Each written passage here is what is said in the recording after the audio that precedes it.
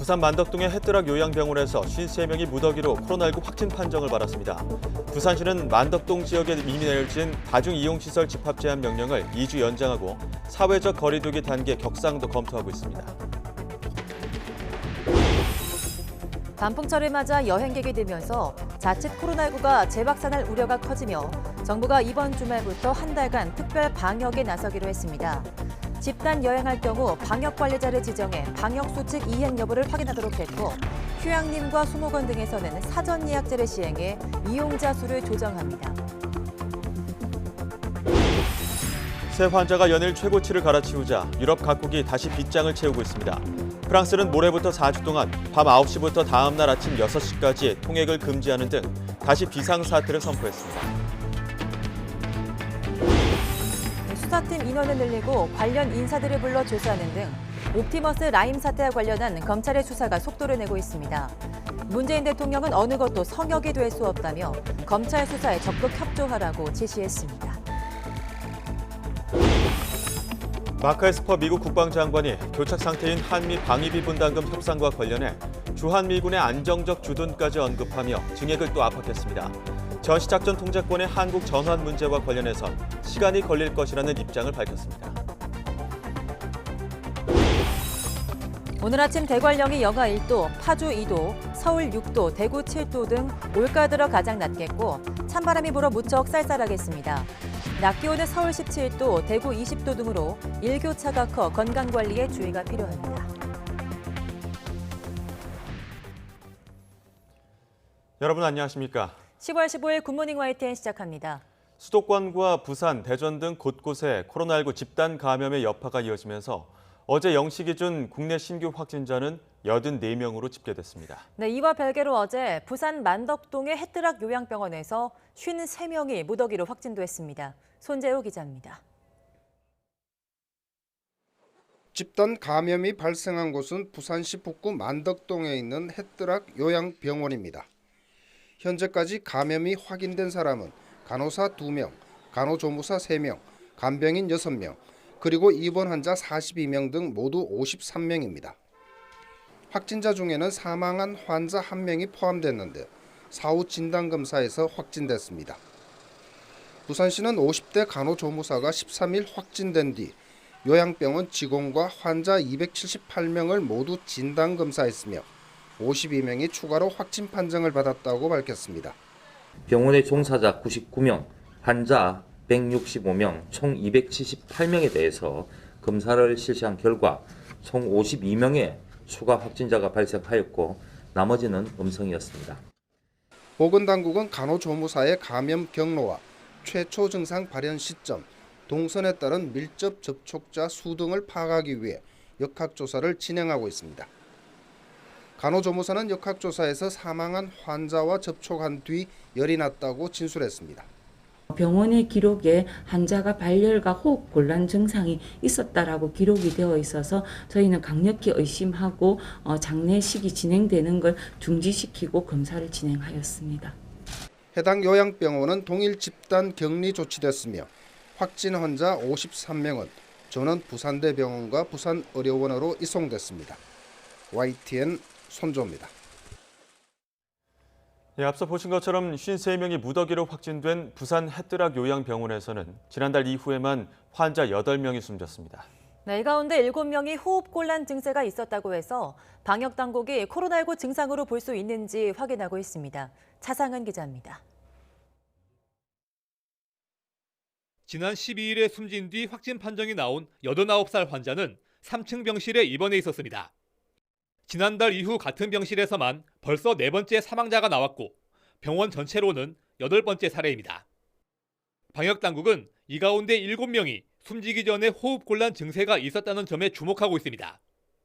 코로나19 증상이 의심돼서인데 만약 그렇다면 이미 오래전부터 병원에 바이러스가 퍼졌다고 볼 수 있습니다. 호흡곤란이 폐렴에 의한 것인지 아니면 심장질환에 의한 것인지는 불분명한 측면들이 있습니다. 그래서 이 부분은 의무 기록 등을 저희들이 확인을 해야 되는 부분들이 있습니다. 이 병원에서 나온 환자 확진자는 지금까지 42명인데 이 가운데 39명이 70대 이상입니다. 전체 입원 환자 160여 명 가운데 상당수가 인지 능력이 떨어져 있어 평소 철저하게 방역 수칙이 지켜지지 않은 것으로 파악됐습니다. 입원하셨던 환자분들의 절반 정도가 인지가 굉장히 많이 떨어지시는 분들이 있어서 마스크 착용이 좀 어려웠던 분들이 많았다라고 이야기를 하고 있습니다. 방역 당국은 확진 환자 이송 후에 병상 소독이 완료되면 음성 판정을 받은 입원 환자 병상을 재배치할 계획입니다. 하지만 동일 집단 격리 과정에서 교차 감염이 일어날 수 있는 잠복기라는 점이 큰 문제입니다. 부산시는 해당 병원이 감염 관리를 엄격하게 할 수 있도록 교육하고 점검할 계획입니다. YTN 차상입니다. 해뜨락 요양병원에 있는 부산 만덕동의 주민들은 추석 연휴 확진 환자가 잇따라 나온 데다 집단 감염까지 발생하자 불안에 떨고 있습니다. 네, 부산시는 만덕동 지역에 이미 내려진 다중이용시설 집합 제한 명령을 2주 연장하고 사회적 거리 두기 단계 격상도 검토하고 있습니다. 오태인 기자입니다. 집단 감염이 발생한 요양병원이 있는 부산 만덕동. 방역차가 찾기는 물론 좁은 골목까지 구석구석 다니며 소독액을 뿌립니다. 주민이 거의 자취를 감춘 거리에는 적막감마저 감돕니다. 그래 나오시지를 안 하네. 사람들이 이 근처가 좀 나이 드신 분들이 많이 살아요. 그래서 잘 코로나 때문에 지금 잘 못 나오고 있고 노인정에서도 사람들 전혀 안 나오고 하니까. 만덕동에서 집단 감염이 확인된 건 이번이 처음이 아닙니다. 지난 1일부터 13일 사이 목욕탕과 고깃집에서 각각 15명과 7명 등 모두 23명이 확진 판정받았습니다. 좁은 지역에서 집단 감염이 잇따르면서 주민 불안감은 커질 수밖에 없습니다. 저도 이번에 그런코아 목욕탕에서 한 2주 동안 집에 감금 있었거든요. 그거 풀리고 나니까 또 이런 일이 생기는데 계속 확진이 되는데 어떤 방법을 찾아갖고 좀 조치를 취해야 되지 않나 싶습니다. 만덕동을 오가는 사람도 불안하기는 마찬가지. 다른 사람과 자주 만나는 사람들은 바이러스를 옮기지 않을까 걱정부터 앞섭니다. 아무래도 불안하죠. 제가 걸리면은 모르고 배송하다 보면은 다 옮기는 거 아닙니까, 다른 사람들한테. 그러니까 제가 조심해야 되니까 그것도 좀 불안한 것도 있고. 부산시는 만덕동 주변 지역 식당과 카페 등의 집합 제한 명령 기간을 2주 연장했습니다. 또 며칠 동안 감염 추세를 지켜본 뒤 만덕동 지역의 사회적 거리두기 격상을 검토할 예정입니다. YTN 오태인입니다. 정부는 이번 주말부터 한 달간을 방역 집중관리 기간으로 정하고 가을철 여행 방역 관리 대책을 발표했습니다. 중앙재난안전대책본부는 모레부터 다음 달 15일까지 국립공원과 자연휴양림, 수목원, 사찰 등을 대상으로 방역 관리를 진행할 계획입니다. 우선 집단 여행을 할 경우 모임의 대표자나 인솔자를 방역 관리자로 지정해 참가자 명단을 관리하고 방역 수칙 이행 여부나 증상을 확인하도록 했습니다. 주요 휴양림과 수목원 등에서는 사전 예약자를 실시해 이용 인원을 조정합니다. 어린이용 무료 독감 백신 부족 사태가 이어지자 정부가 청소년용 무료 백신의 15%를 어린이용으로 전환해주기로 했습니다. 네, 상온 노출 사태가 있었지만 품질에는 이상이 없다는 판단에 접종이 재개된 물량이 포함돼 있습니다. 이정미 기자입니다. 유아는 무료 접종이 끝났다고 한다. 백신이 품절이다. 무료로 영유아 독감 접종을 할 수 없다며 며칠 사이 맘카페에 올라온 글들입니다. 실제로 일부 병원에서는 만 12세 이하 무료 독감 백신이 동났습니다. 수량이 다 동난 거예요. 접종식이 계속 들어와야 되는데 지금 중단이 돼서 그래요. 만 12세 이하 백신은 병원에서 먼저 물량을 확보해 접종하고 접종량에 따라 정부가 비용을 지급하는 형태인데 일부 병원에서 이미 확보한 물량 접종이 끝난 겁니다. 추가로 백신을 들여와야 하지만 이젠 구하기도 어렵고 가격도 올라 공급업체 대부분이 유료 백신으로만 팔고 있어서 정부가 정한 가격으로는 확보하기도 쉽지 않습니다. 결국 정부가 만 13세에서 18세 청소년용으로 공급한 무료 독감 백신 일부를 만 12세 이하 어린이용으로 전환하기로 했습니다. 상온 노출 사태를 빚었지만 품질에는 문제가 없다고 판단해 접종을 재개한 물량이 포함돼 있습니다. 이에 따라 의료기관 공급량의 15% 범위, 35만 명분 정도를 어린이용으로 전환할 수 있게 됐습니다. 하지만 아직 독감 접종을 하지 않은 만 12세 이하 어린이는 200만 명이 넘습니다. 물량 자체가 아주 많은 물량은 아니기 때문에 지금 과연 그 모든 독감 백신 수요를 감당할 수 있을지는 좀 더 지켜봐야 될 것 같습니다. 상온 노출 사태를 빚은 백신이라는 점에서 영유아를 둔 부모들이 접종을 꺼릴 수도 있습니다.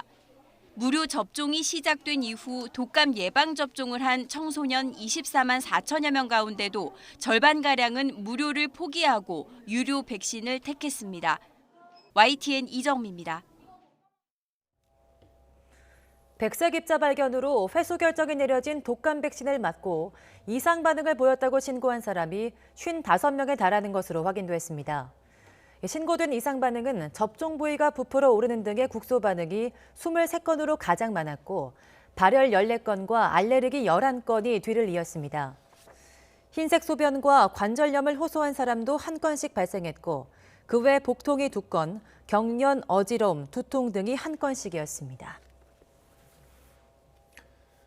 개천절과 한글날 집회를 추진했던 보수단체들이 이번 주말 서울 도심에서 대규모 집회를 예고한 것에 대해 경찰은 집회 금지를 통보할 방침입니다. 단체들은 금지 처분에 대한 행정소송을 내겠다는 입장이어서 갈등이 계속될 것으로 보입니다. 부장원 기자입니다.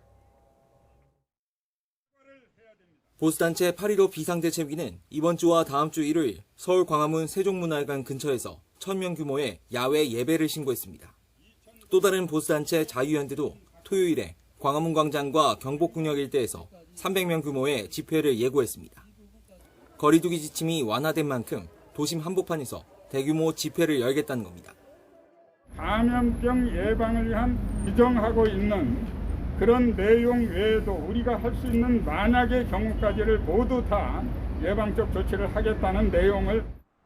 거리두기가 1단계로 조정되지만 집회 제한 조건은 여전합니다. 서울에선 100명 미만의 집회만 가능하고 광화문 광장 같은 도심에선 인원과 관계없이 개최 자체가 불가능합니다. 이번에도 경찰은 집회 금지를 통보할 예정입니다. 다만 대규모 집회로 번질 가능성은 적다고 봐 개천절과 한글날처럼 차벽을 세우지는 않을 것으로 알려졌습니다. 집회를 예고한 단체들은 경찰의 금지 처분에 또 행정소송을 내겠다고 맞서고 있습니다. 300명이 많다 해서 이제 금지 통보를 당했는데, 그래서 100명은 너무 적다 해서 저희가 인원수를 좀 늘려달라고 행정소송을 할 예정입니다. 개천절 차량 시위를 진행했던 새로운 한국을 위한 국민행동도 토요일에 차량 99대를 동원해 행진을 벌이기로 했습니다. 경찰은 차량 내 1인 탑승과 구호 금지 등 지침 준수 여부를 철저히 확인한다는 방침인데 충돌 가능성도 제기돼 긴장감이 높아지고 있습니다. YTN 부장원입니다. 정부의 방역 행위를 방해했다며 전광훈 씨를 재수감하라는 국민청원에 대해 법원이 이미 지난달에 전 씨를 재수감했다고 청와대가 답변했습니다. 청와대는 국민청원 답변을 통해 검찰이 8월 16일 전 씨가 위법 집회나 시위에 참가해서는 안 된다는 보석 조건을 위반해 전 씨의 보석 취소를 청구했고 법원이 받아들였다며 이같이 설명했습니다. 코로나19 바이러스에 재감염된 뒤 숨진 사례가 전 세계에서 처음 확인됐습니다. 감염 뒤 생긴 면역과 항체의 지속성 여부를 놓고 논란이 일 것으로 보입니다. 조승희 기자가 보도합니다. 코로나19에 재감염된 뒤 숨진 사례는 네덜란드에서 발생했습니다. 의학저널 임상 감염병이 지난 9일 논문에 발표한 사례로 코로나19 재감염으로 인한 세계 첫 사망 사례입니다. 사망한 89살의 이 여성은 기저질환으로 악성 림포종을 앓고 있었습니다. 이 여성은 올해 초 코로나19 확진 판정을 받은 뒤 입원 치료 5일 만에 기침과 고열 등의 증상이 호전돼 퇴원했습니다. 이후 59일 뒤 지병은 림포종을 치료하던 중 고열과 기침, 호흡곤란 증세를 호소하다 두 번째 코로나19 확진 판정을 받게 됐고 이후 상태가 악화돼 2주 뒤 결국 숨졌습니다. 연구진은 두 차례 감염에서 유전적 구성이 각기 다른 바이러스가 검출된 것으로 봐서 재감염이 확실하다고 판단했습니다. 다만 고령의 항암 치료로 면역력이 떨어져 두 번째 감염을 이겨내지 못하고 숨졌을 가능성도 완전히 배제하기는 어렵습니다. 이번 사례는 첫 감염 후 생긴 면역력과 항체의 지속성을 놓고 논란을 불러일으킬 것으로 보입니다. 영국 텔레그래프는 전 세계적으로 지금까지 재감염 사례가 23건이 확인됐으며 이번 사례를 제외한 모든 환자는 최종적으로 건강을 회복했다고 전했습니다. YTN 조승입니다. 유럽 각국에서는 신규 확진자가 연일 최고치를 가르치는 가운데 통제 불능 상태로 이어지는 것을 가장 우려하고 있습니다. 급기야 프랑스는 오늘 17일부터 4주 동안 오후 9시부터 다음 날 아침 6시까지 통행을 금지하는 등 다시 비상사태를 선포했습니다. 보도에 박철원 기자입니다. 프랑스의 코로나19 누적 확진자는 75만 6천여 명. 이 가운데 63%에 달하는 47만 8천여 명이 여름 휴가철이 끝난 8월 31일 이후 발생했습니다. 코로나19 재확산세가 심각하다는 반증입니다. 상황이 이렇자 프랑스 정부는 오는 17일부터 4주 동안 오후 9시부터 다음 날 오전 6시까지 야간 통행을 금지하기로 했습니다. Et donc la décision que nous avons prise, c'est en effet un couvre-feu. Un couvre-feu qui va s'appliquer à la région Île-de-France, où le virus circule très activement. 합당한 이유 없이 통금을 지키지 않으면 벌금 135유로, 우리 돈으로 약 18만 원을 내야 합니다. 마크롱 대통령은 늦은 시간에 식당을 찾거나 다른 사람의 집에 방문하는 것을 자제해달라고 당부하기도 했습니다. 지난 6월 코로나19 종식을 축하하는 대규모 축하 파티를 열었던 체코도 모든 학교를 닫으며 7개월 전으로 돌아갔습니다. Co udělala ta doba od toho, já nevím, půlky března do června s dětma, tak samozřejmě tam je trošku ztráta návyků pracovních a motivace u některých dětí. 체코는 마스크 의무화를 재도입했고 6명 이상의 모임을 금지한 데 이어 학교와 술집, 클럽은 오는 11월 3일까지 문을 닫도록 했습니다. 영국의 BBC는 인구 10만 명당 신규 확진율이 유럽에서 가장 높은 체코의 상황이 제일 심각하다며 지옥문에 반쯤 다가간 것은 아닌가라며 우려감을 나타냈습니다. 고통스럽지만 꼭 필요한 조치라는 인식과 함께 유럽은 지금 코로나19의 재확산에 다시 빗장을 걸고 있습니다. YTN 박철원입니다. 도널드 트럼프 미국 대통령이 현지 시각 14일 뉴욕 이코노미 클럽 화상 연설을 통해서 코로나19 사태에 대한 중국 책임론을 다시 제기하며 오직 자신만이 중국의 책임을 물을 수 있다고 말했습니다. 트럼프 대통령은 그러면서 다음 달 3일 대선에서 바이든 민주당 후보가 당선되면 중국이 미국을 소유할 것이라고 경고했습니다. 또 코로나19 확산을 억제하기 위해서 각 주 정부가 발령한 엄격한 봉쇄와 제한 조치에 반대한다는 뜻을 밝혔습니다. 관급 공사 매출 채권에 투자한다고 속여 1조 5,500억 원을 끌어모은 뒤 부실 채권을 인수하거나 펀드 돌려막기에 사용했습니다.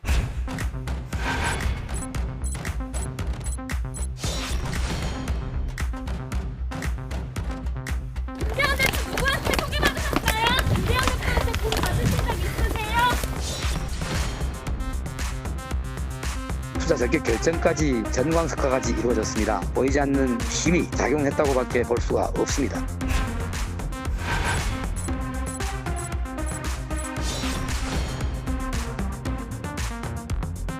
그러면서 정관계 로비 의혹의 핵심으로 청와대 민정수석실에서 근무했던 이모 전 행정관을 지목했습니다. 빠른 의혹 해소를 위해 청와대는 검찰 수사에 적극적으로 협조하라고 지시했습니다.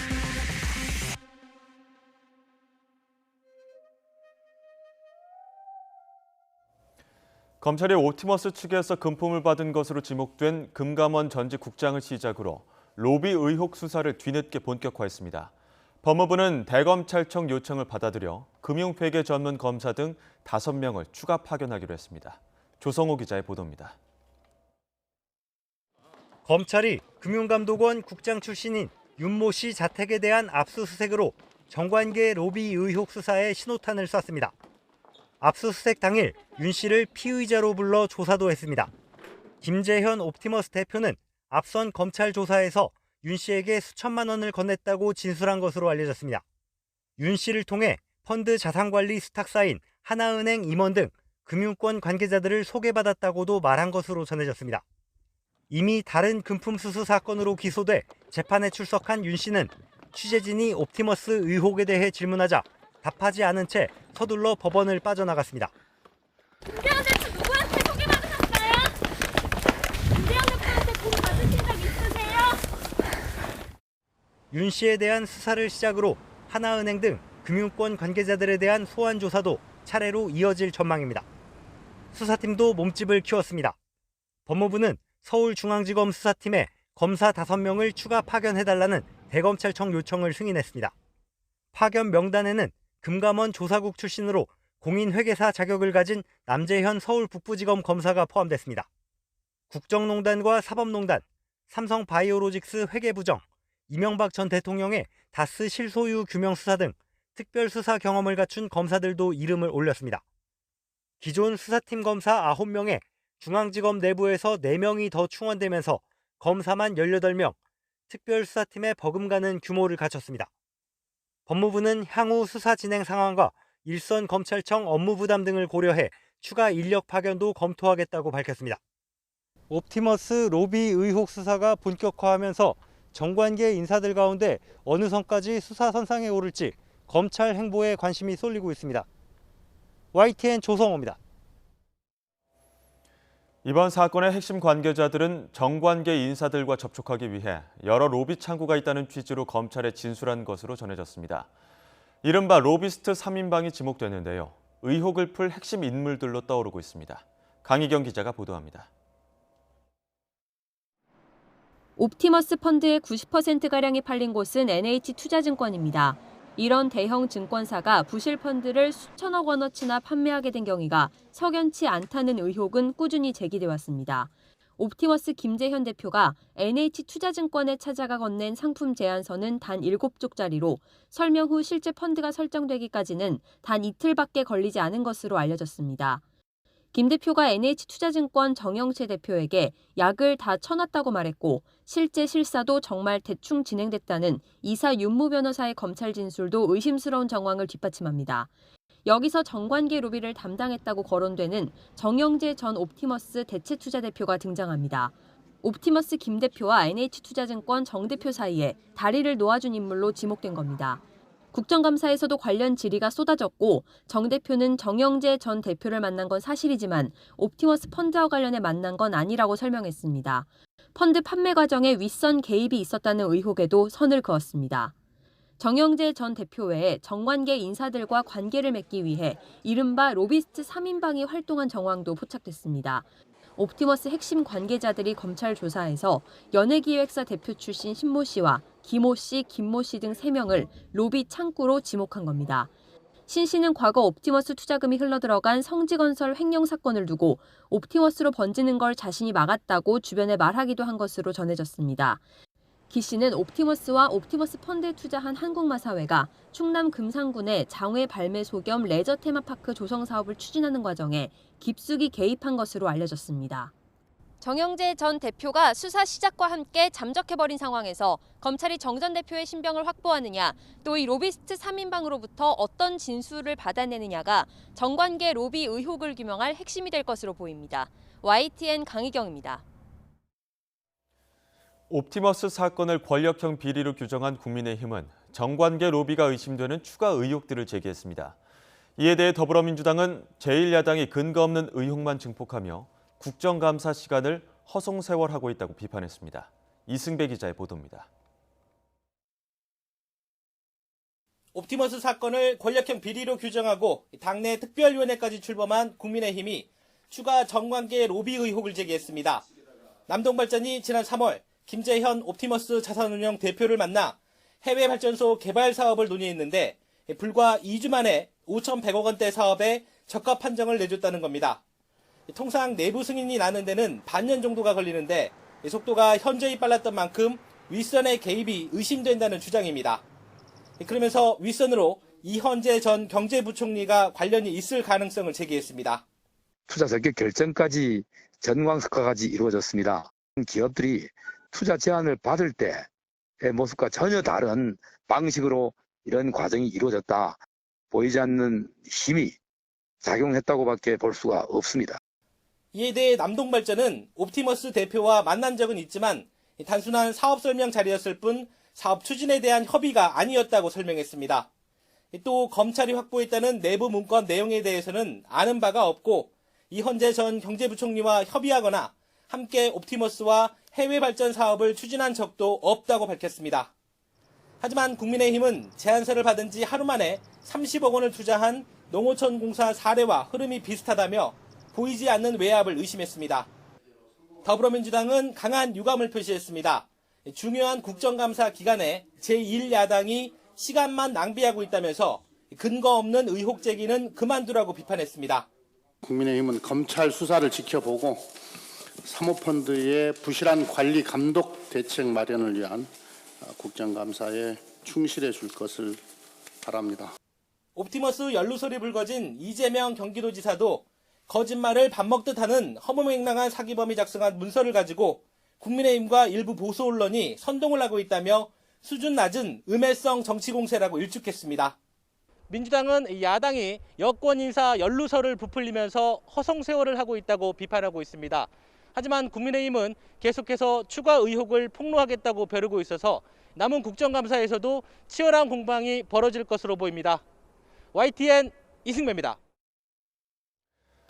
국정감사 6일차를 맞아 오늘 국회에는 12개 상임위에서 감사가 진행될 예정인 가운데 산업통상자원 중소벤처기업위원회를 중심으로 옵티머스 사건 관련 질의가 집중될 전망입니다. 국회 산자위는 오늘 오전부터 한국전력, 한국수력원자력, 한국남동발전 등을 감사합니다. 이 가운데 옵티머스 자산운용 측과 프로젝트 사업 논의를 했던 한국남동발전을 상대로 외부 개입, 불법 여지 등에 대한 야당의 질의가 이어질 것으로 보입니다. 구속된 윤모 옵티머스 사내이사의 부인으로 옵티머스 회사 지분 보유 사실을 숨기고 지난해 10월부터 올해 6월까지 청와대 민정수석실에서 근무한 이모 전 청와대 행정관이 23일 국정감사 증인으로 채택됐습니다. 국회 정무위는 여야 간사인 더불어민주당 김병욱 의원과 국민의힘 성일종 의원의 합의를 거쳐 이 전 행정관 등 증인과 참고인 8명을 추가로 의결했지만 실제 출석할지는 미지수입니다. 네, 1조 6천억 원대의 피해가 발생한 라임 자산운용 사태가 금융사기 사건을 넘어서 정계 로비 의혹으로 번지고 있습니다. 로비 대상으로 거론된 여권 인사들은 공개 반박에 나섰고 검찰은 소환 조사에 착수했습니다. 김경수 기자입니다. 지난해 여름 부실 운영과 수익률 돌려막기가 수면 위로 드러나며 금융감독원 검사까지 받게 된 라임 자산운용. 사태 무마를 위해 라임의 돈줄로 알려진 김봉현 전 스타모빌리티 회장이 전방위 로비를 했다는 의혹이 정치권을 흔들고 있습니다. 스타모빌리티 이강세 전 대표를 통해 5천만 원을 전달했다는 김 전 회장의 주장에 강기정 전 청와대 정무수석은 위증과 명예훼손 혐의로 직접 검찰에 고소장까지 냈습니다. 강 전 수석은 이 전 대표를 청와대에서 만난 건 맞지만 1원 한 푼 받지 않았다고 반박했습니다.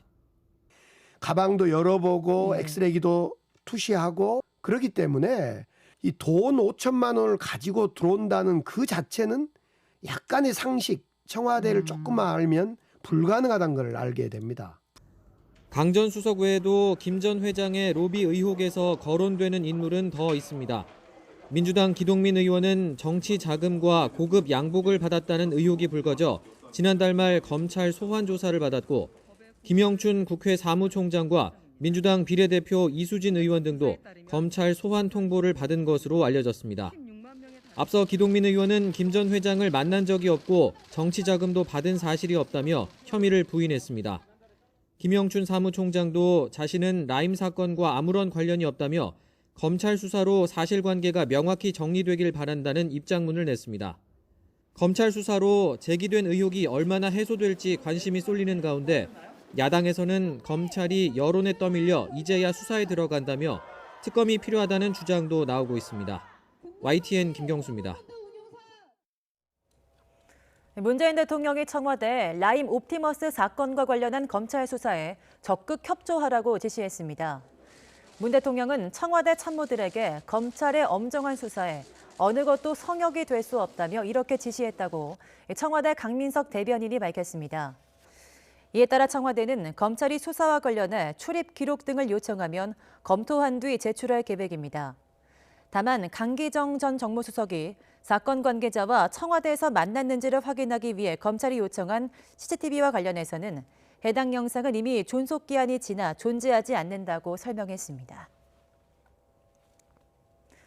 네, 공기업인 한전 사장은 공직자윤리법에 따라 3천만 원 이상의 주식은 백지 신탁을 하도록 돼 있습니다. 하지만 해외 주식의 경우 예외인데요. 현재 한전 사장은 외국 기업의 주식 11억 원 어치를 보유하고 있는데 공교롭게도 취임 뒤 이 업체가 한전으로부터 60억 원이 넘는 규모의 사업을 따낸 것으로 확인됐습니다. 김주영 기자가 단독 보도합니다. 한국전력 김종갑 사장은 취임 전 외국계 전기전자기업의 한국지사 대표를 7년 가까이 지냈습니다. 이 회사의 본사 주식도 대거 가지고 있었습니다. 공직자 재산신고 내역을 보면 김 사장은 취임 직후인 지난 2018년 말 주식 6,671주 모두 10억 원어치를 보유하고 있었습니다. 심지어 지난해에는 1억 원어치가 넘는 주식을 더 사들였습니다. 우리나라 기준으로 특정 회사 주식을 10억 원 넘게 보유하면 대주주에 해당합니다. 더군다나 공기업인 한전 사장은 공직자윤리법상 3천만 원이 넘는 주식을 가지고 있을 경우 백지 신탁을 해야 합니다. 하지만 김 사장은 어떤 제재도 받지 않았습니다. 해외 주식은 업무와 연관성이 있다 하더라도 백지 신탁 대상에서 제외되기 때문입니다. 문제는 이 외국계 회사가 김 사장 취임 뒤 수십억 원 규모의 사업을 수주했다는 점입니다. 김 사장이 한전으로 자리를 옮기자마자 해당 기업은 사업 3건을 수주했습니다. 모두 합하면 60억 원이 넘는 규모입니다. 특히 그 가운데 한 건은 경쟁 업체도 없이 단독 입찰해 사업을 따냈습니다. 자신이 몸담았던 대량의 주식을 가지고 있는 기업에 특혜를 준 것 아니냐는 의심을 살 수 있는 대목입니다. 한전 사장으로 있으면서 특정 기업에 사실은 대주주로 있다는 자체가 계약의 문제가 아니고요. 사실은 이해 충돌에 관련된 부분이 당연히 있을 거라고 생각을 하고요. 오해 소지는 충분히 있다고 생각을 합니다. 한전 측은 정상적인 국가 계약 방식에 따라 적합하게 사업 수주 계약을 한 것이라고 해명했습니다. 공익과 사익의 이해 충돌을 방지하겠다며 만들어 놓은 공직자윤리법. 하지만 헐거운 법조항 사이사이로 빠져나갈 구멍은 여전하다는 평가입니다. YTN 김주영입니다. KTX 승무원을 양성하기 위한 온라인 강의에서 피부 상태와 체중, 체형까지 관리하라고 당부해 논란이 되고 있습니다. 코레일이 승무원의 외모를 깐깐하게 따진 건 이번이 처음은 아닌데요. 이 보도에 최하영 기자입니다. KTX 승무원 채용을 담당하는 코레일 관광개발이 내놓은 객실 승무원 양성 온라인 강의입니다. 셀프 승무원 이미지 체크표를 활용하여 일주일 단위 또는 매일도 좋고요. 자신의 상태를 확인하고 용모 점검표를 주고 체중과 체형은 물론이고 피부 상태까지 꾸준히 관리하고 개선점도 적어보라고 합니다. 고객들에게 좀 더 밝은 이미지를 주기 위해 피부 관리를 하거나 맵시 있는 유니폼 착용을 위해 다이어트를 하기도 하죠. 철도 서비스를 판단하는데 승무원의 이미지가 중요하다는 이유에서입니다. 우리나라 최고의 고속철도 승무원들에게 바라는 고객의 기대치와 눈높이, 이미지에 대한 요구도 높아지고 있습니다.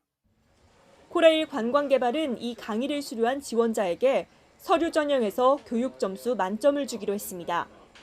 이렇게 코레일이 열차 승무원의 얼굴과 몸매를 따진 건 이번이 처음은 아닙니다. 지난해에도 여성 승무원에게 꼭 화장을 하라면서 립스틱 색상 등 화장법까지 규정했다가 된소리를 맞았습니다. 오죽하면 고용노동부가 지난 8월 여성 근로자에 대한 대표적인 성차별 사례로 나이와 키를 제한했던 과거 KTX 승무원 채용 기준을 꼽았지만 한 달 만에 외모를 강요하는 강의가 또 나온 겁니다. 사회적 문제를 개선하려는 코레일 관광개발의 자정 능력을 상실한 것인데 고객의 안전과 서비스를 담당하는 승무원 본연의 업무를 다할 수 있도록 교육 프로그램 자체를 개선해야 된다고 생각합니다. 지난해 코레일은 승무원의 복장과 용모 규정을 간소화하겠다고 약속했습니다. 하지만 승무원이 되기 전부터 외모를 가꿔야 한다는 시대착오적인 교육은 지금도 계속되고 있습니다. YTN 최하영입니다. 베를린 거리에 설치된 평화의 소녀상 철거가 현지 시민단체 노력으로 일단 보류됐는데요. 일본군 위안부 피해자인 이용수 할머니가 직접 독일에 철거 철회를 촉구했습니다. 홍민기 기자가 보도합니다. 지난 13일 독일 베를린 미테구청이 평화의 소녀상 철거를 일단 보류한다고 밝힌 뒤 열린 기자회견. 정의기억연대 이나영 이사장과 함께 참석한 이용수 할머니는 베를린 소녀상 철거 결정을 아예 철회하라고 촉구했습니다.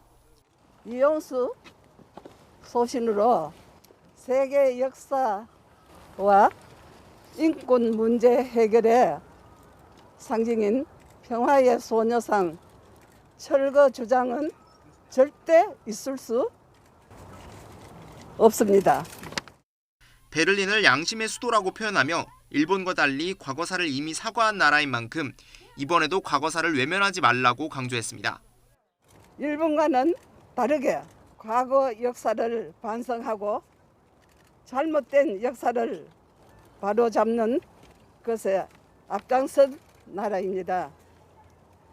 세계 양심의 수도라고 부를 수 있는 베를린의 소녀상은 철거되어서는 안 됩니다. 반면 여전히 위안부들의 피해를 인정하지도 사죄하지도 않는 일본에 대해선 정신 못 차렸다고 일침을 놨습니다. 일본은 아직까지 정신을 못 차립니다. 일본요, 안 보여서 그렇지 죄가 있으니까 보이지 않습니다. 일본 나라 소녀상이 꽉 찼습니다. 그래도 이 사람들을 모릅니다. 이 할머니는 기자회견을 마친 뒤 주한 독일 대사관을 방문해 소녀상 철거 결정 철회를 촉구하는 친필 성명문을 전달했습니다. 독일 대사관은 할머니의 뜻에 공감하고 독일 외교부에도 이를 전달하겠다고 말한 것으로 전해졌습니다. 대사관은 또 할머니를 베를린 소녀상에 초대했고 할머니도 직접 방문하겠다는 뜻을 밝혔습니다. YTN 홍민기입니다. 미국이 5G 이동통신에서 화웨이 등 중국 업체를 배제하는 이른바 클린 네트워크와 관련해 한국에 협력을 요청했습니다. 중국 압박에 동참해 줄 것을 요구한 건데요. 김도원 기자가 취재했습니다. 다음 달 대선을 앞두고 미국은 연일 중국 때리기에 집중하고 있습니다. 중국 견제는 이번에 열린 한미 고위급 경제협의회에서도 화두가 됐습니다. 외교부 관계자는 미국이 이른바 클린 네트워크의 중요성을 강조하며 우리 정부에 협력을 요청했다고 밝혔습니다. 클린 네트워크는 미국의 통신 보안 정책으로 5G 이동통신과 클라우드, 해저 케이블 등에서 화웨이, 알리바바 등 중국 업체를 배제하는 내용입니다. 앞서 미국은 한국의 LG-U+가 5G 서비스에 화웨이 장비를 쓰고 있다며 거래 중단을 촉구하기도 했습니다. We would urge companies like LG-U+ to migrate away from untrusted vendors to trusted vendors.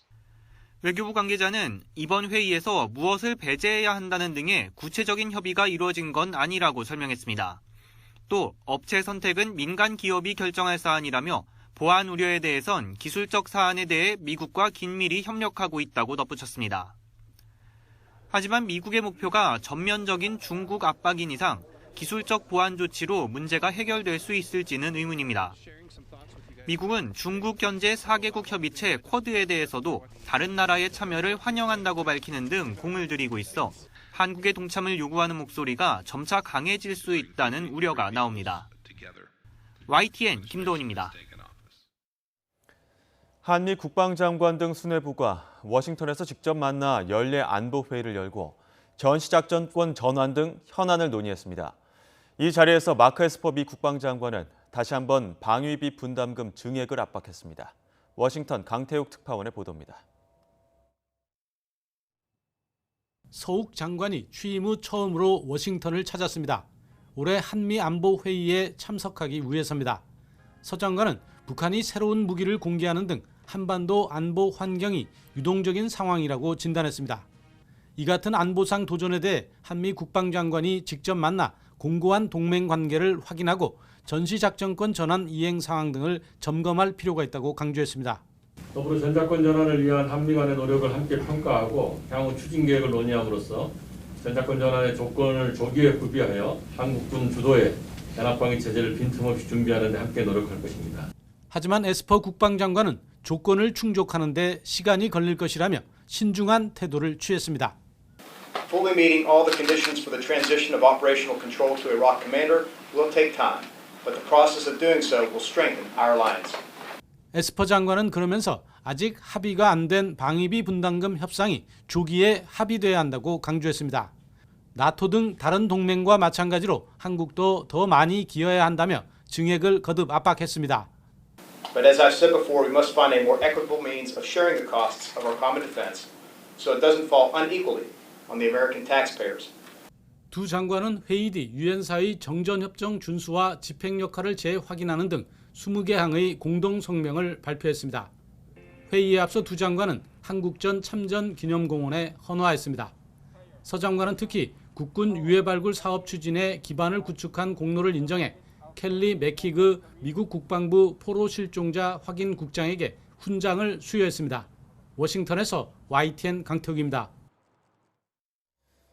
한미 국방장관이 미국 워싱턴에서 개최하기로 한 공동 기자회견이 갑자기 취소됐습니다. 한미 국방장관은 현지 시간 14일 오전 미국 국방부 청사에서 한미 안보협의회를 개최한 뒤 공동 기자회견을 가질 예정이었습니다. 그러나 에스퍼 미 국방장관은 한미 안보협의회 개최 전 미국 측의 사정을 이유로 회견을 취소하자고 한국 측에 양해를 구했고 한국 측도 이에 동의한 것으로 알려졌습니다. 내년부터 신혼부부와 생애 최초 특별공급주택의 소득 기준이 완화됩니다. 이에 따라 맞벌이 신혼부부 연봉이 1억 원이 조금 넘어도 특공 기회가 주어질 것으로 보입니다. 정부는 서울과 투기과열지구의 갭 투자 비중이 큰 폭으로 하락했지만 계속되고 있는 전세난은 무겁게 받아들이고 있다고 밝혔습니다. 보도에 오인석 기자입니다. 3주 만에 열린 부동산 관계장관 회의는 멈추지 않는 전셋값 점검으로 시작했습니다. 참석 장관들은 기존 임차인의 주거 안정 효과는 나타나기 시작한 것으로 평가하면서도 전세 가격 상승세가 이어지고 있다는 점을 우려했습니다. 신규로 전세를 구하시는 분들의 어려움을 무겁게 받아들이며 전세 가격 상승 요인 등에 대해 관계부처 간에 면밀히 점검 논의해 나가겠습니다. 홍남기 부총리는 5, 6월 50% 수준이던 서울과 투기 과열지구 갭 투자 비중이 9월에는 20% 수준까지 큰 폭 하락했다고 밝혔습니다. 주택 공급과 관련해서는 공공 재건축 사전 컨설팅이 지난달까지 강남권과 비강남권, 대규모 소규모 단지 등 총 15개 단지에서 신청을 했다고 말했습니다. 부동산 시장 교란 행위에 대한 정부 조치도 밝혔습니다.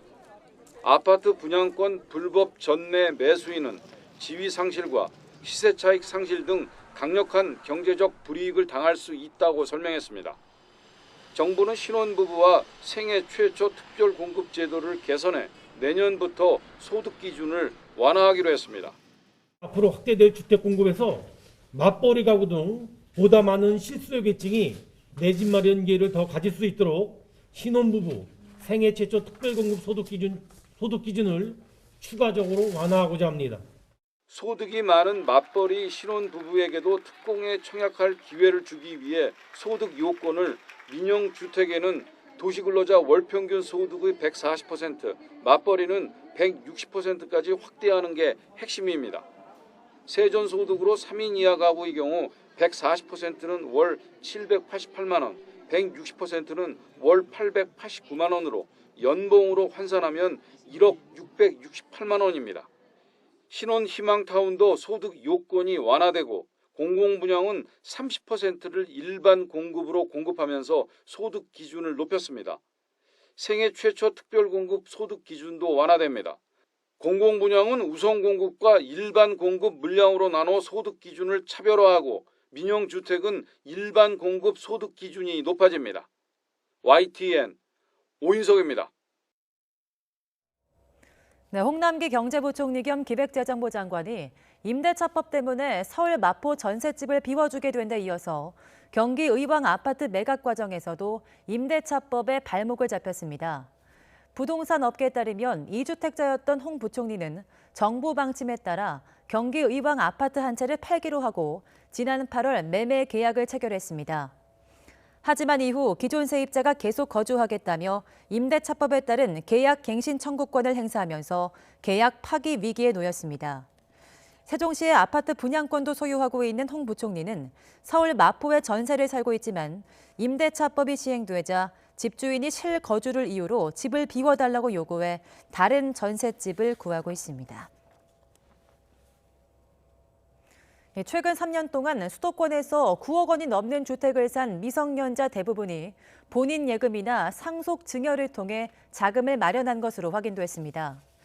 더불어민주당 소병훈 의원이 국토교통부에서 받은 자료를 보면 2018년 이후 수도권에서 9억 원 넘는 주택을 산 미성년자는 14명으로 이 가운데 2018년생 만 2세 어린이도 있었습니다.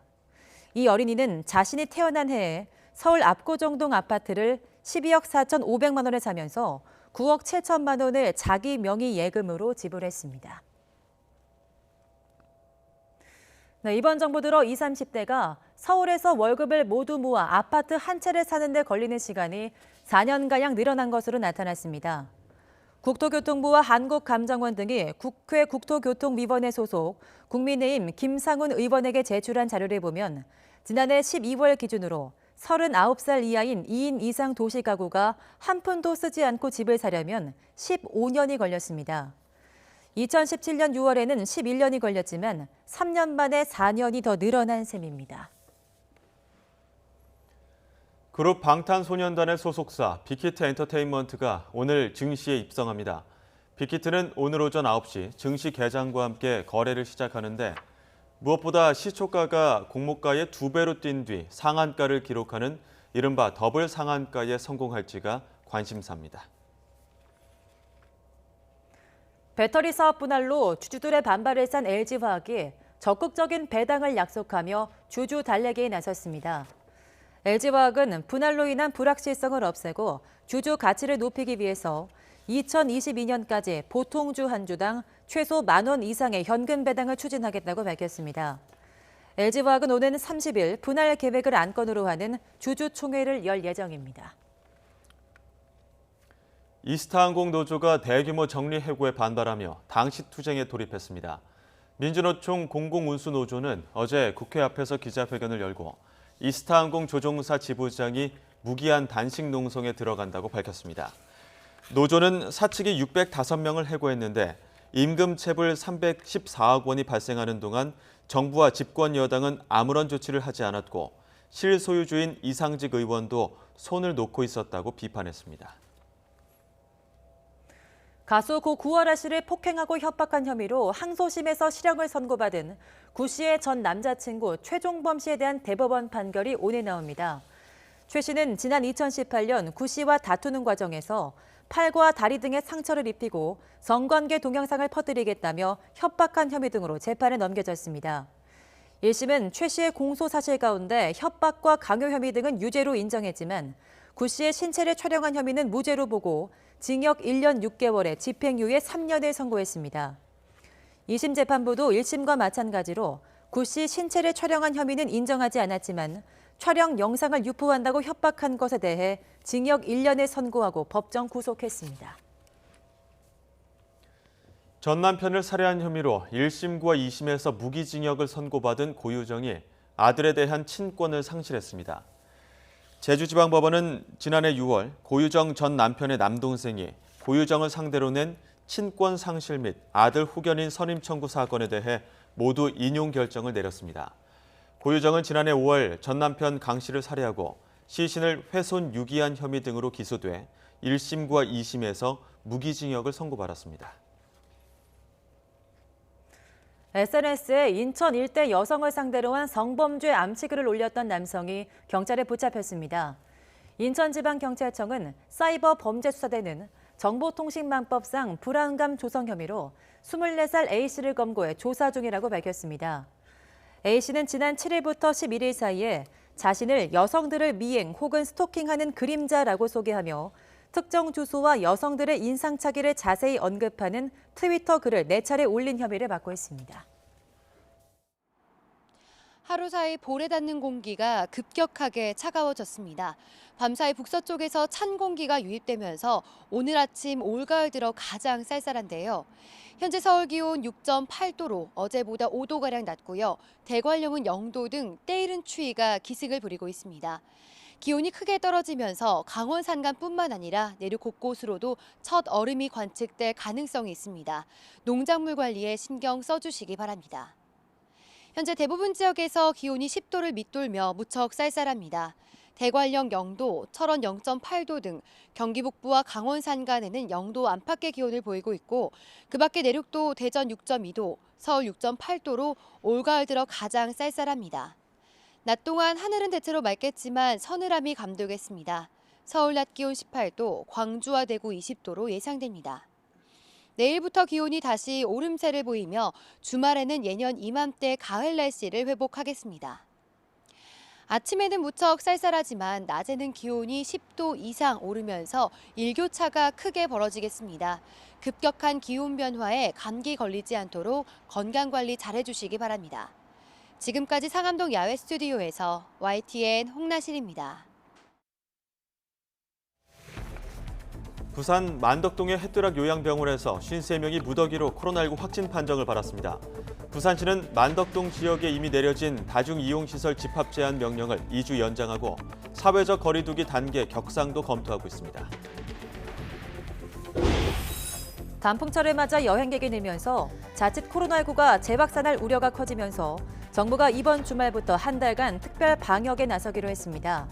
집단 여행을 할 경우 방역관리자를 지정해 방역수칙 이행 여부를 확인하도록 했고 휴양림과 수목원 등에서는 사전 예약제를 시행해 이용자 수를 조정합니다. 새 환자가 연일 최고치를 갈아치우자 유럽 각국이 다시 빗장을 채우고 있습니다. 프랑스는 모레부터 4주 동안 밤 9시부터 다음 날 아침 6시까지 통행을 금지하는 등 다시 비상사태를 선포했습니다. 마크 에스퍼 미국 국방장관이 교착 상태인 한미 방위비 분담금 협상과 관련해 주한미군의 안전적 주둔까지 언급하며 증액을 또 압박했습니다. 전시작전 통제권의 한국 전환 문제와 관련해선 시간이 걸릴 거라는 입장을 밝혔습니다.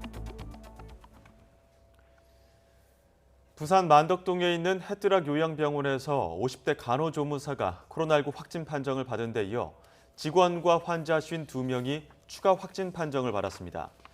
부산시는 병원 직원과 환자 등 278명을 전수조사한 결과 직원 10명, 환자 42명이 추가 확진 통보를 받았다고 밝혔습니다.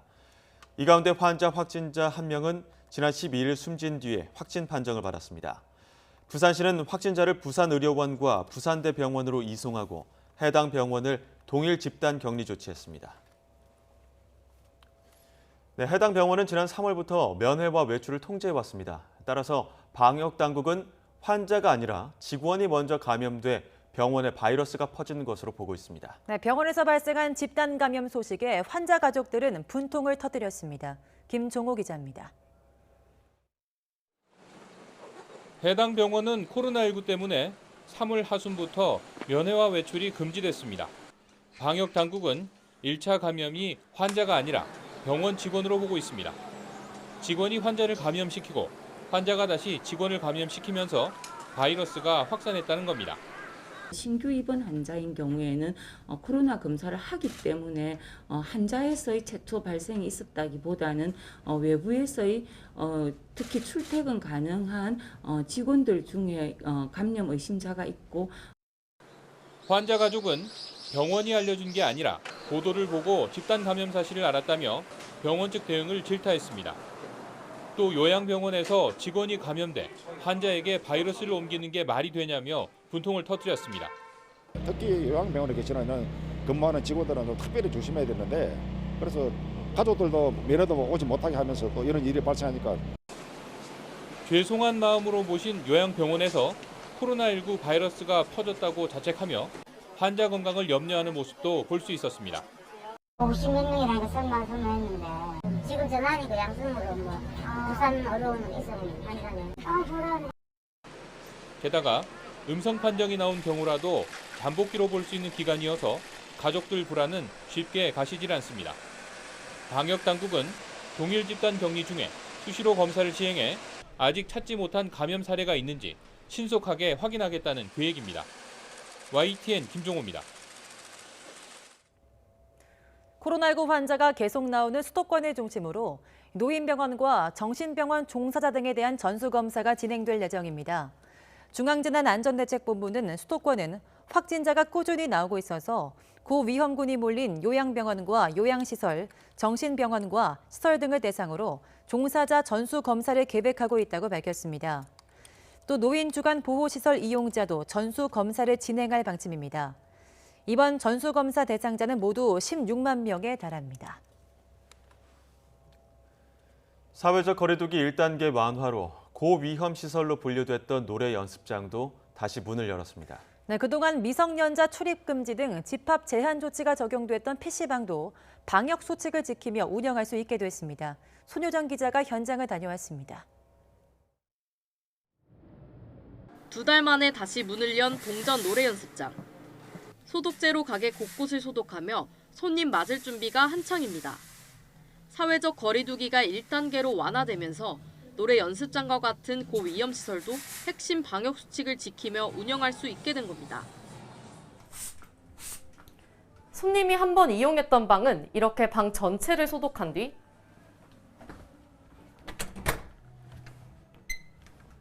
30분이 지나야 다시 이용할 수 있습니다. 노래를 부르지 않을 때는 마스크를 반드시 착용해야 하고 발열 여부를 확인하고 명단을 작성한 뒤 노래 연습장에 들어갈 수 있습니다.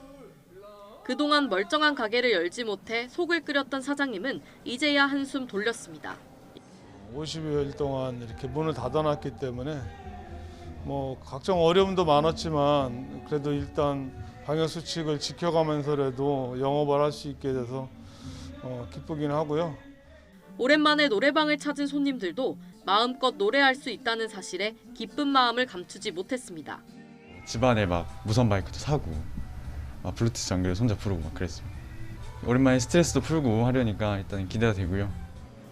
미성년자 출입, 흡연실 운영 금지 등 각종 집합 제한 조치가 해제된 PC방은 이전보다 활기가 돌았습니다. 좌석 사이 칸막이가 있으면 한 좌석씩 떨어지지 않아도 되고 흡연실도 다시 운영할 수 있습니다. 손님들에게 방역 수칙을 일일이 안내하며 양해를 구하던 PC방 점주도 이제 고충을 덜었습니다.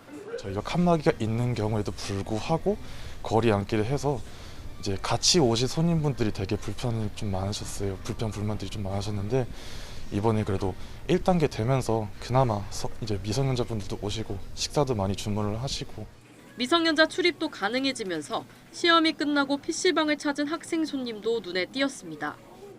원래 시험 기간에 또 PC방을 가야 또 그런 맛이 있잖아요. 그래가지고 그런 건 좀 아쉬웠는데 이렇게 그래도 시험 기간 끝나고 바로 오니까 또 재미있는 것 같아요. 확진자 발생 추이에 따라 언제든 다중 이용 시설에 대한 집합 금지, 제한 조치가 다시 내려질 수 있는 만큼 방심하지 않고 방역 수칙을 철저히 지켜야 할 때입니다. YTN 손효정입니다. 정부는 이번 주말부터 한 달간을 방역 집중관리 기간으로 정하고 가을철 여행 방역 관리 대책을 발표했습니다. 중앙재난안전대책본부는 모레부터 다음 달 15일까지 국립공원과 자연휴양림, 수목원, 사찰 등을 대상으로 방역 관리를 진행할 계획입니다. 우선 집단 여행을 할 경우 모임의 대표자나 인솔자를 방역 관리자로 지정해 참가자 명단을 관리하고 방역 수칙 이행 여부나 증상을 확인하도록 했습니다. 주요 휴양림과 수목원 등에서는 사전 예약제를 실시해 이용 인원을 조정합니다. 중고등학생인 만 13세에서 18세에 대한 독감 무료 예방접종이 시작된 지 하루 만에 24만 4천 명이 접종을 받은 것으로 나타났습니다. 하지만 12만 4천여 명은 무료 접종 대상임에도 유료 접종을 받은 것으로 확인됐습니다. 질병관리청은 어제 0시 기준 독감 예방접종 현황 자료를 통해 이같이 밝혔습니다. 독감 백신 물량 부족으로 곳곳에서 접종 중단 사태가 벌어지자 보건당국이 청소년 무료 접종용 독감 백신 일부를 만 12세 이하용으로 전환하기로 했습니다. 질병관리청은 정부 조달 물량 독감 백신을 만 12세 이하 물량으로 사용하게 해달라는 지자체의 요청에 따라 이같이 조치한다고 밝혔습니다. 질병청에 따르면 만 13세에서 18세 접종용 백신은 의료기관 공급분의 15% 범위 내에서 12세 이하 부족분에 쓰이며 전환될 물량은 약 35만 명분으로 추정됩니다. 백색 입자 발견으로 회수 결정이 내려진 독감 백신을 맞고 이상 반응을 보였다고 신고한 사람이 55명에 달하는 것으로 확인됐습니다. 질병관리청은 현재까지 회수 대상인 한국 백신의 독감 백신을 접종받은 사람 가운데 55명이 이상 반응을 신고했다고 밝혔습니다. 신고된 이상 반응은 접종 부위가 부풀어 오르는 국소 반응이 23건으로 가장 많았고 발열과 알레르기 등이 뒤를 이었습니다. 유럽 각국에서는 신규 확진자가 연일 최고치를 갈아치우고 있는 가운데 통제 불능 상태로 이어지는 것을 가장 우려하고 있습니다. 급기야 프랑스는 오늘 17일부터 4주 동안 오후 9시부터 다음 날 아침 6시까지 통행을 금지하는 등 다시 비상사태를 선포했습니다. 박철원 기자입니다. 프랑스의 코로나19 누적 확진자는 75만 6천여 명. 이 가운데 63%에 달하는 47만 8천여 명이 여름 휴가철이 끝난 8월 31일 이후 발생했습니다. 코로나19 재확산세가 심각하다는 반증입니다. 상황이 이렇자 프랑스 정부는 오는 17일부터 4주 동안 오후 9시부터 다음 날 오전 6시까지 야간 통행을 금지하기로 했습니다. Et donc la décision que nous avons prise, c'est en effet un couvre-feu. Un couvre-feu qui va s'appliquer à la région Île-de-France, où le virus circule très activement. 합당한 이유 없이 통금을 지키지 않으면 벌금 135유로, 우리 돈으로 약 18만 원을 내야 합니다. 마크롱 대통령은 늦은 시간에 식당을 찾거나 다른 사람의 집에 방문하는 것을 자제해달라고 당부하기도 했습니다. 지난 6월 코로나19 종식을 축하하는 대규모 축하 파티를 열었던 체코도 모든 학교를 닫으며 7개월 전으로 돌아갔습니다. Co udělala ta doba od toho, já nevím, půlky března do června s dětma, tak samozřejmě tam je trošku ztráta návyků pracovních a motivace u některých dětí. 체코는 마스크 의무화를 재도입했고 6명 이상의 모임을 금지한 데 이어 학교와 술집, 클럽은 오는 11월 3일까지 문을 닫도록 했습니다. 영국의 BBC는 인구 10만 명당 신규 확진율이 유럽에서 가장 높은 체코의 상황이 제일 심각하다며 지옥문에 반쯤 다가간 것은 아닌가라며 우려감을 나타냈습니다. 고통스럽지만 꼭 필요한 조치라는 인식과 함께 유럽은 지금 코로나19의 재확산에 다시 빗장을 걸고 있습니다. YTN 박철원입니다. 도널드 트럼프 미국 대통령과 함께 코로나19에 걸렸던 멜라니아 여사가 음성 판정을 받았다고 밝혔습니다. 로이터 통신 등에 따르면 멜라니아 여사는 현지 시각 14일 성명을 내고 음성 판정을 받았다고 발표하게 돼 기쁘다며 가능한 한 빨리 업무를 재개하기를 희망한다고 말했습니다. 또 트럼프 부부의 막내 아들 베런도 무증상에서 양성 판정을 받았지만 다시 검사에 음성 판정을 받았다고 밝혔습니다. 미국에서 코로나19가 재확산하는 가운데 가정에서 이루어지는 소규모 모임이 코로나19 확산의 주범으로 떠오르고 있다는 보건당국자의 진단이 나왔습니다. 로버트 레드필드 미국 질병통제예방센터 국장은 현지 시각 13일 주지사들과의 전화에서 바로 지금 점차 증가하는 위협은 사실 소규모 가정 모임을 통한 전염이라고 말했다고 CNN이 보도했습니다. 레드필드 국장은 특히 추수감사절이 다가옴에 따라 가정에서 지속적인 완화 조치에 대한 경각심을 강조하는 것이 정말 중요하다고 생각한다고 덧붙였습니다. 코로나19 확진 판정을 받은 세계적인 축구 스타 크리스티아노 호날두가 소속팀이 있는 이탈리아로 돌아왔습니다. 호날두가 소속된 이탈리아 프로축구구단 유벤투스는 현지 시각 14일 호날두가 보건당국의 승인을 받은 항공편으로 이탈리아에 돌아왔고 자택에서 격리 생활을 이어갈 것이라고 밝혔습니다.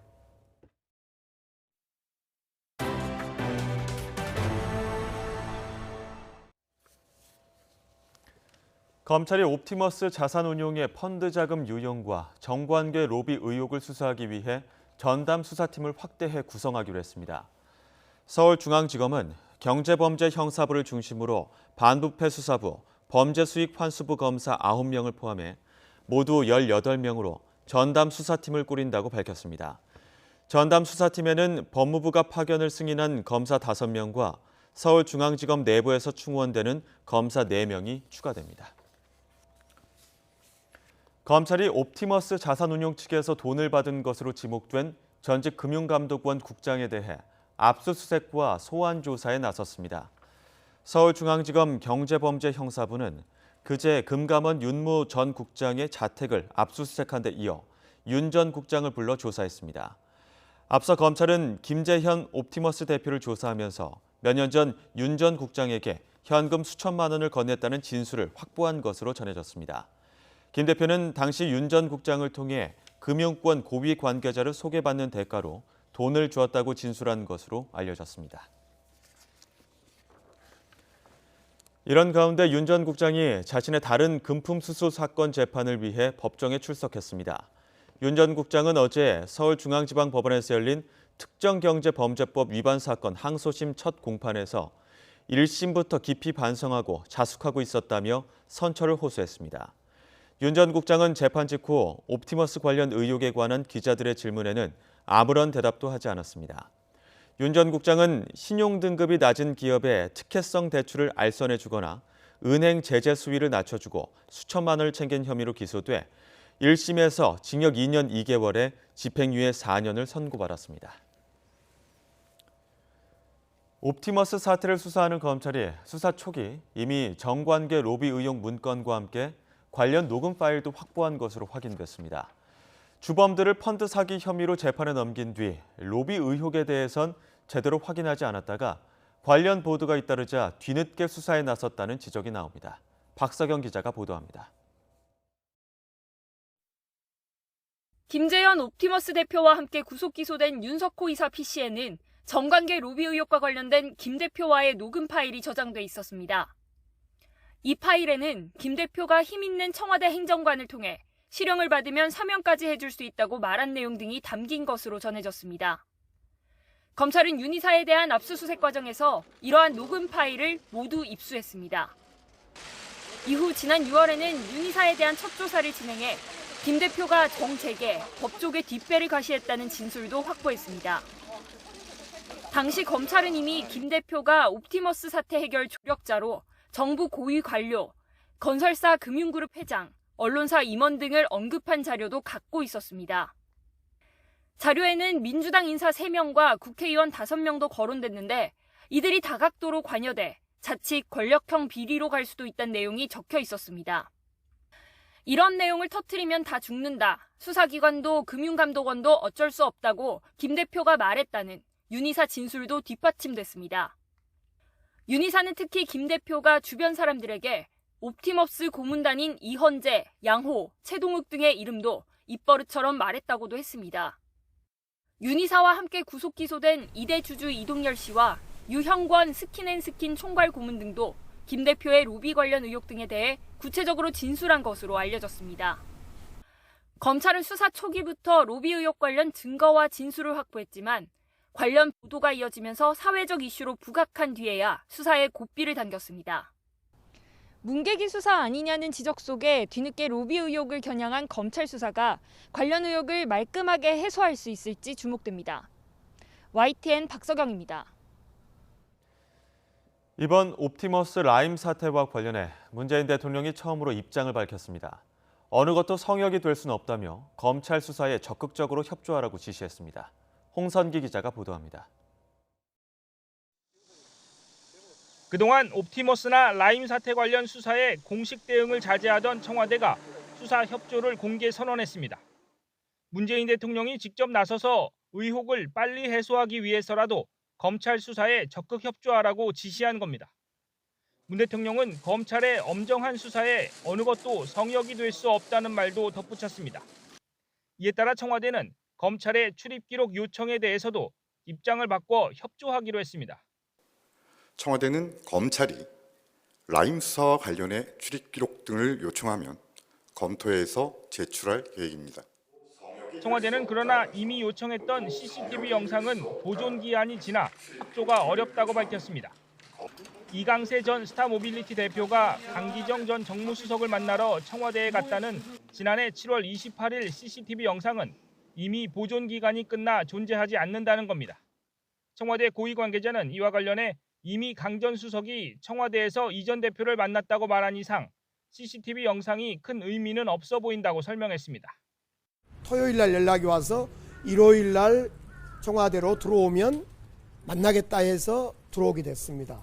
그래서 만났습니다.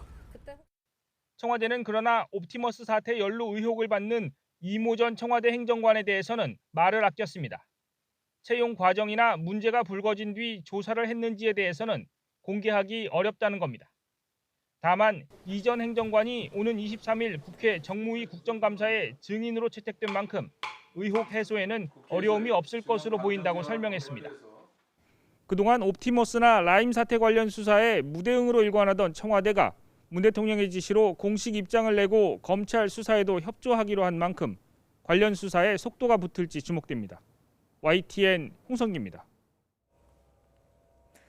네, 코로나19 상황 속에 한미 국방부 장관 등 군 수뇌부가 연례 안보회의를 열고 전시작전권 전환 등 현안을 놓고 논의했습니다. 마크 에스퍼 미국 국방장관은 방위비 분담금 협정 공백이 동맹 준비 태세에 영향을 끼칠 수 있는 만큼 조속히 합의에 이르러야 한다며 증액을 또 압박했습니다. 워싱턴 강태욱 특파원이 보도합니다. 서욱 장관이 취임 후 처음으로 워싱턴을 찾았습니다. 올해 한미 안보 회의에 참석하기 위해서입니다. 서 장관은 북한이 새로운 무기를 공개하는 등 한반도 안보 환경이 유동적인 상황이라고 진단했습니다. 이 같은 안보상 도전에 대해 한미 국방장관이 직접 만나 공고한 동맹 관계를 확인하고 전시작전권 전환 이행 상황 등을 점검할 필요가 있다고 강조했습니다. 더불어 전작권 전환을 위한 한미 간의 노력을 함께 평가하고 향후 추진 계획을 논의함으로써 전작권 전환의 조건을 조기에 구비하여 한국군 주도의 연합방위 체제를 빈틈없이 준비하는 데 함께 노력할 것입니다. 하지만 에스퍼 국방장관은 조건을 충족하는 데 시간이 걸릴 것이라며 신중한 태도를 취했습니다. Fully meeting all the conditions for the transition of operational control to Iraq commander will take time, but the process of doing so will strengthen our alliance. 에스퍼 장관은 그러면서 아직 합의가 안 된 방위비 분담금 협상이 조기에 합의돼야 한다고 강조했습니다. 나토 등 다른 동맹과 마찬가지로 한국도 더 많이 기여해야 한다며 증액을 거듭 압박했습니다. But as I've said before, we must find a more equitable means of sharing the costs of our common defense, so it doesn't fall unequally on the American taxpayers. 두 장관은 회의 뒤 유엔사의 정전협정 준수와 집행 역할을 재확인하는 등 20개 항의 공동 성명을 발표했습니다. 회의에 앞서 두 장관은 한국전 참전 기념공원에 헌화했습니다. 서 장관은 특히 국군 유해 발굴 사업 추진에 기반을 구축한 공로를 인정해 켈리 맥키그 미국 국방부 포로 실종자 확인 국장에게 훈장을 수여했습니다. 워싱턴에서 YTN 강태욱입니다.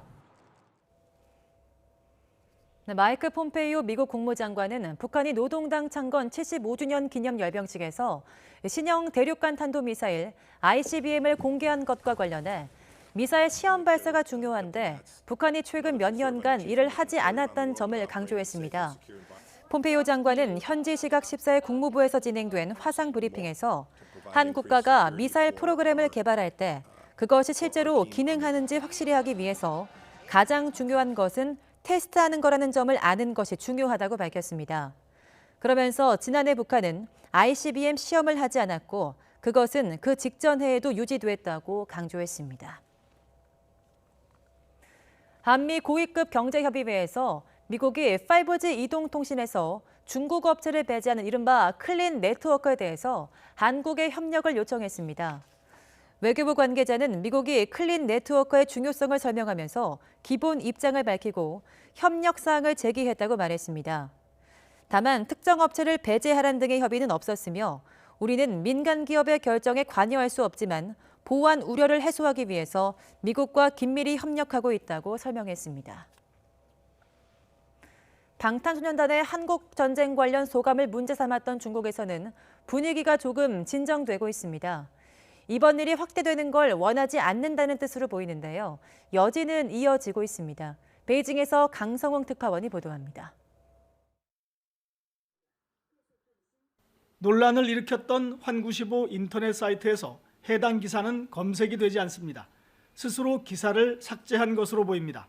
대신 후속 기사로 한국 내 반응을 보도하고 있습니다. 환95는 정세균 국무총리가 방탄소년단을 자랑스럽게 생각한다는 기사도 올렸습니다. 다른 기사에서는 중국이 방탄소년단에 대해 생트집을 잡고 있다는 한국 언론의 비판도 소개했습니다. 격앙됐던 초기보다 조금 누그러졌지만 중국인의 반감을 부추기는 듯한 표현은 여전합니다. 반대로 환95의 BTS 보도 때문에 중국 당국의 역풍도 불고 있습니다. 홍콩의 민주화 운동가 조슈아 웡은 중국 선전 요원들이 근거 없는 분노를 만들고 있다고 비난했습니다.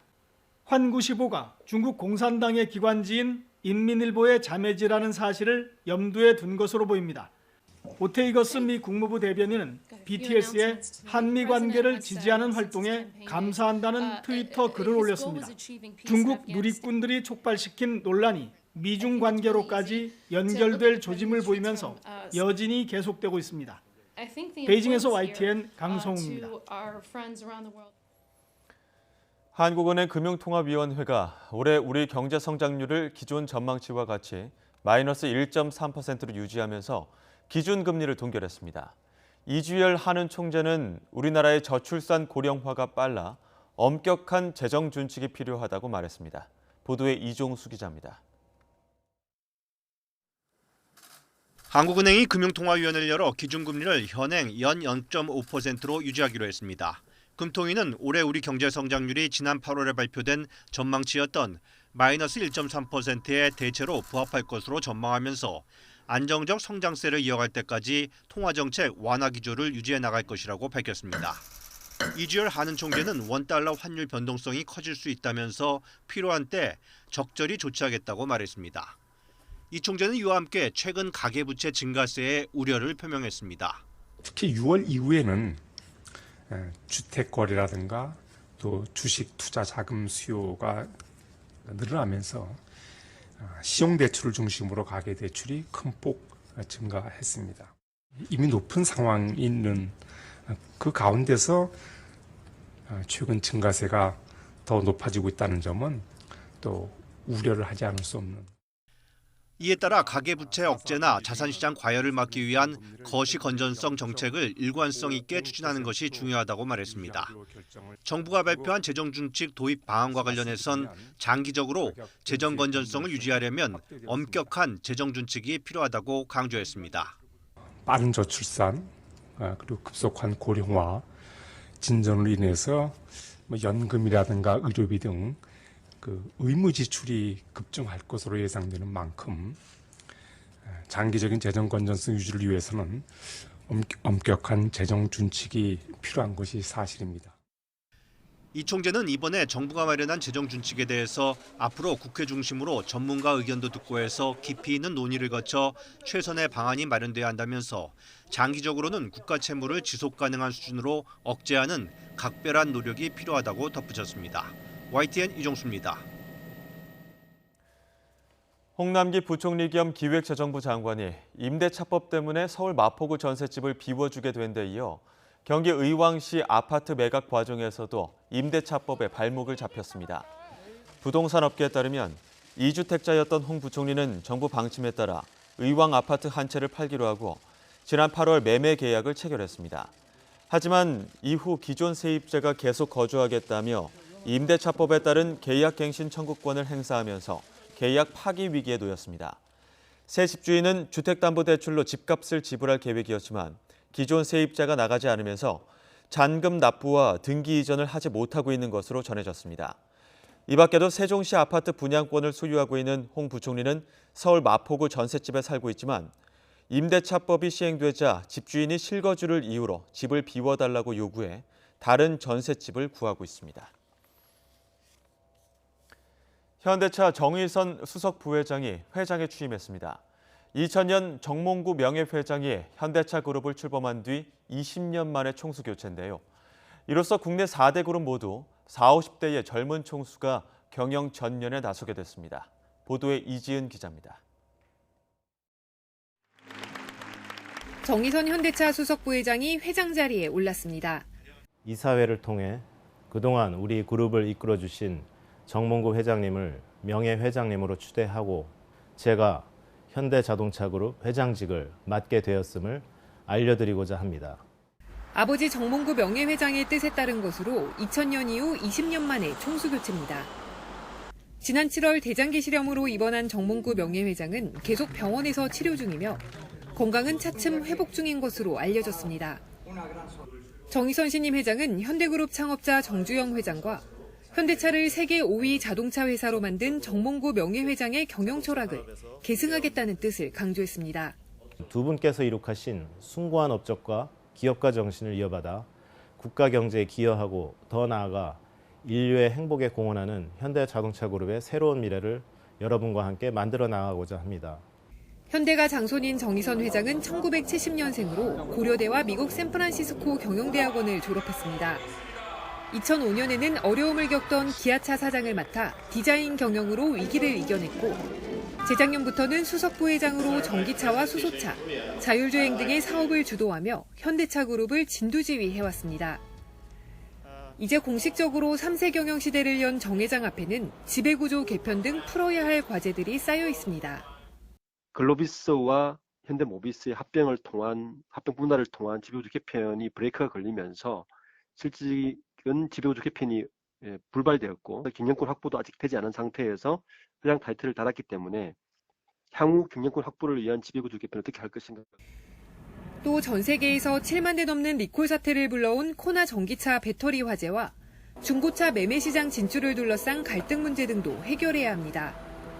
격변의 시기 재계 2위 현대차 그룹을 이끌게 된 정의선 회장은 미래 산업 생태계를 주도하기 위한 도전을 이어가겠다는 계획입니다. YTN 이지은입니다.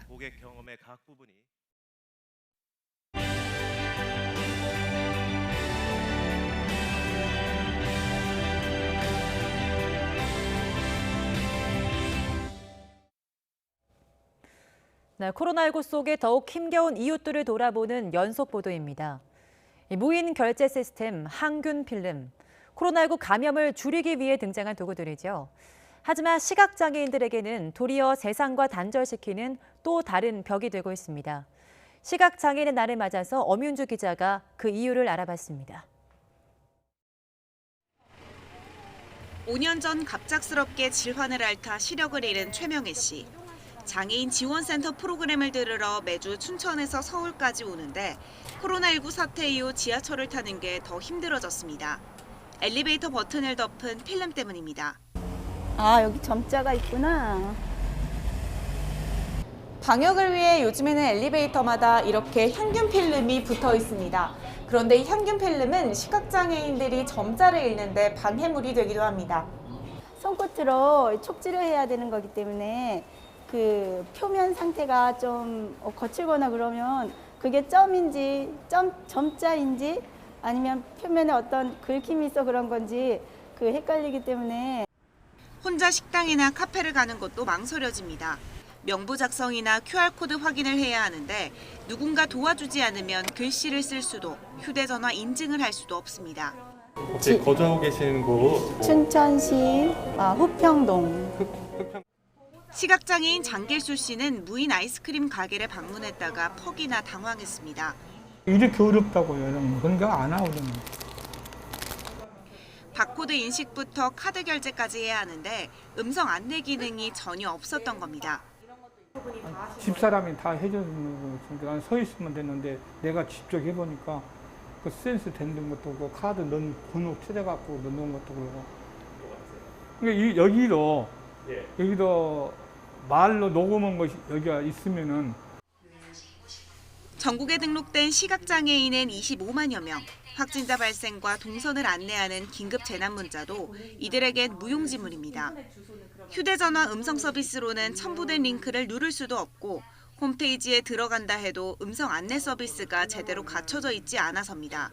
그 사람들이 어디 지역에 갔다 왔다 이런 것들이 나오지만 그런 것들이 문자에는 그런 내용이 이렇게 정확하지 않고 홈페이지 들어가서 이렇게 봐야 되는데 그거는 볼 수 없거든요. 방역을 위한 도구들이 장애인들에겐 소외감을 느끼게 하는 벽이 되고 있는 겁니다. 정보사회에 있어서 시각이나 청각장애인, 발달장애인 분들이 어떻게 접근할 것인가, 공공 영역만이 아니고 민간 영역에서의 어떤 지원이라든가 일정 규제 제도도 검토가 좀 돼야 된다고 생각합니다. 코로나19가 만든 비대면 시대. 누구나 차별 없이 정보를 이용하고 방역 관리를 받을 수 있도록 민관이 함께 세심한 제도와 장비를 마련해달라고 장애인들은 호소합니다. YTN 엄윤주입니다. 네, 올해로 40주년을 맞은 5.18 민주화 운동을 기념해서 광주 비엔날레가 특별 전시를 열었습니다. 이 5.18을 광주만의 역사에서 동시대 시대 정신으로 수십 년 전 역사에서 오늘로 확장하려는 노력이 담겼습니다. 나연호 기자입니다. 5.18 당시 시민군에 몸담았다가 잡혀 옥살이했던 기억을 끄집어내 목판화로 남겼습니다. 고통과 두려움에 떨면서도 민주화에 목말라 있던 심정이 작품 곳곳에 녹아 있습니다. 1980년 5월부터 90년대 초반까지 만들어진 판화 200여 점이 전시됐습니다.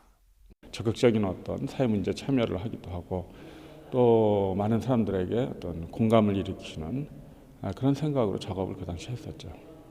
목판화는 시각적으로 명료한 데다 여러 장을 찍어낼 수 있어서 민주화 운동 과정에서 여론을 형성하는 데 도움을 줬습니다.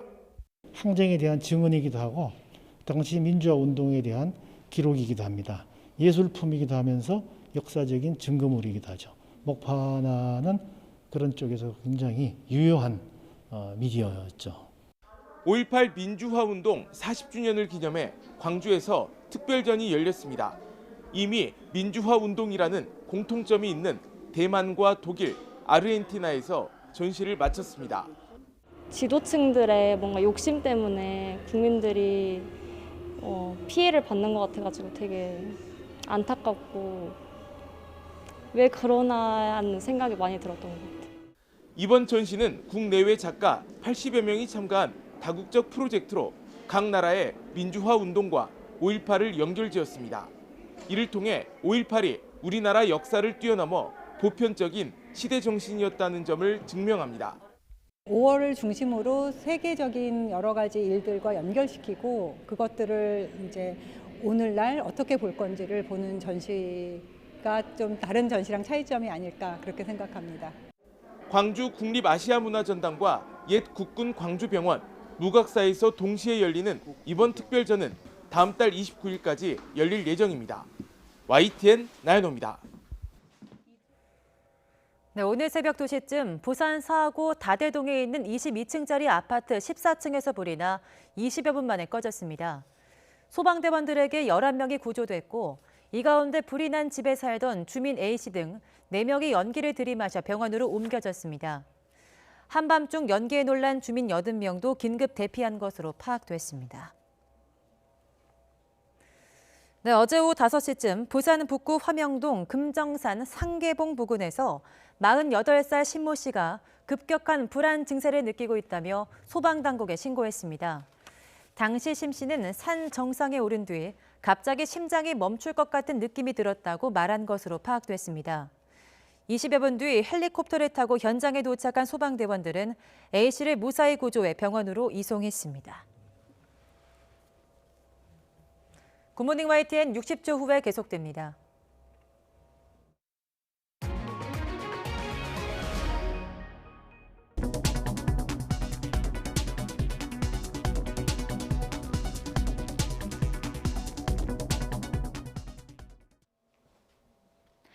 오늘 아침 출근길에는 겨울 외투도 어색하지 않겠습니다. 북서쪽에서 찬 공기가 밀려오면서 아침 공기가 무척 차가운데요. 현재 서울 기온은 6.6도로 올가을 들어서 가장 쌀쌀한 날씨를 보이고 있고요. 한낮에는 서울 기온 18도까지 올라서 일교차가 10도 이상으로 크게 벌어지겠습니다. 오늘은 전국 하늘 대체로 맑겠습니다. 다만 곳곳에 서리가 내리겠고요. 중부 내륙과 남부 산간에는 얼음이 어는 곳도 있겠습니다. 또 서해안을 중심으로는 바람이 강하게 불겠고 동해안에는 낮까지 너울성 파도가 높게 일겠습니다. 현재 기온 살펴보도록 하겠는데요. 현재 서울 기온은 6.6도, 대관령이 0.2도, 부산은 13도를 나타내고 있고요. 오늘 낮 기온은 어제와 비슷하거나 조금 더 낮겠습니다. 서울의 낮 기온 18도, 대전이 19도, 대구와 울산은 20도, 부산은 22도로 예상되고 있습니다. 내일부터는 다시 기온이 오르기 시작하겠고요. 주말에는 예년 이맘때 가을 날씨를 되찾을 전망입니다. 지금까지 날씨 정보였습니다. 서울시장 없는 사상 초유의 서울시 국감이 오늘 시작됩니다.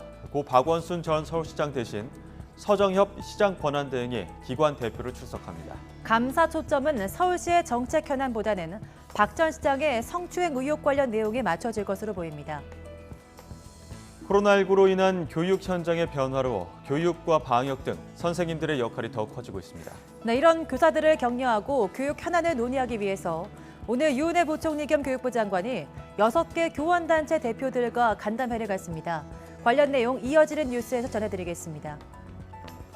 5년마다 시행되는 인구주택 총조사가 오늘부터 시작됩니다. 올해는 시대상을 반영해 1인 가구, 반려동물 유무 등이 조사 목록에 포함됐습니다.